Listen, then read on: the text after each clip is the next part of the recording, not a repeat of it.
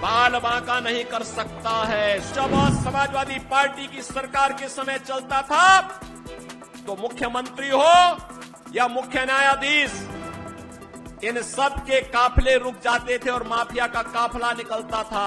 जब हमने कार्रवाई की उस माफिया के खिलाफ और उसको रगड़ करके कोर्ट के सामने प्रस्तुत किया तो उसकी पैंट गीली हो गई थी। निर्दोष लोगों को मारोगे तो मिट्टी भी नहीं मिल पाएगी। जिनकी गर्मी हम शांत कर चुके हैं उनको गर्म मत होने दीजिए। अभी जम्मू कश्मीर से आ रहा हूं और केवल यहां की सभा के लिए आया हूं, अन्यथा मेरे और भी कार्यक्रम थे। मैंने कहा नहीं, मैं जाऊंगा सरधना में, मैं इस बार जरूर जाऊंगा, 24 में मैं जरूर जाऊंगा। और बहनों भाइयों, मैं इसीलिए आया हूं आपसे कहने के लिए, जो लोग गुमराह कर रहे हैं उनके गुमराह में आने की आवश्यकता नहीं। ये लोग कभी नहीं आएंगे। फिर जाति के सौदागर उपयोग करेंगे, बाद में सौदेबाजी करके गायब हो जाएंगे। हमें किसी भी ऐसे व्यक्ति के बहकावे में नहीं आना है जिससे हमारा राष्ट्र धर्म खतरे में आए। याद रखना, इस देश के राष्ट्र धर्म को हमेशा खतरा जब भी आया है इन्हीं लोगों के कारण आया है, जिन्होंने जातीयता के आधार पर समाज के सामाजिक ताने बाने को छिन्न भिन्न किया है, हमेशा छिन्न भिन्न किया है। और बहनों और भाइयों, मैं आपको इस बात के लिए आश्वस्त करता हूं कि कोई माए के लाल बाल बांका नहीं कर सकता है। सुरक्षा की इतनी पुख्ता व्यवस्था हमने की है यूपी के अंदर। आज आप देखते होंगे बड़े बड़े दुर्दांत माफिया और अपराधी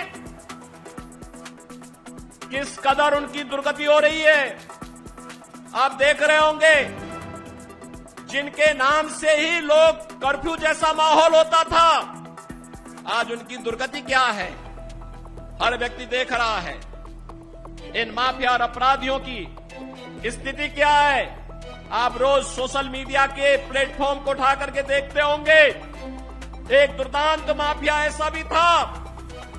बहनों और भाइयों, जब समाजवादी पार्टी की सरकार के समय चलता था तो मुख्यमंत्री हो या मुख्य न्यायाधीश, इन सब के काफिले रुक जाते थे और माफिया का काफिला निकलता था। और जब हमने कार्रवाई की उस माफिया के खिलाफ और उसको रगड़ करके कोर्ट के सामने प्रस्तुत किया तो उसकी पैंट गीली हो गई थी, उसकी पैंट गीली हो गई थी। और तब हमने कहा था, उस समय उसको हमने कहा था, कानून को रौंदने वाले, आज कानून कितना बड़ा होता है यह एहसास हो रहा है कि नहीं हो रहा है। और निर्दोष लोगों को मारोगे तो मिट्टी भी नहीं मिल पाएगी। और बहनों और भाइयों, इसीलिए मैं आया हूं आपसे कहने के लिए,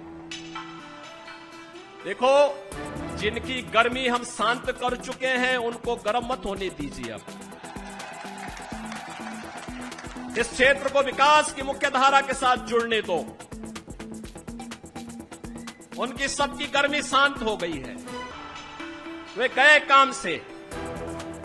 और इसीलिए मैं आप सबसे अपील करने के लिए आया हूं कि पूरे देश की एक आवाज है, पूरा देश एक ही स्वर में बोल रहा है। और वह बोल रहा है कि फिर एक बार मोदी सरकार, फिर एक बार, थोड़ा जोर से बोलिए, यहां की आवाज दिल्ली तक पहुंचाइए। फिर एक बार मोदी सरकार, यह मोदी सरकार की जो गूंज पूरे देश के अंदर है, इस पूरी गूंज को घर घर पहुंचाना है।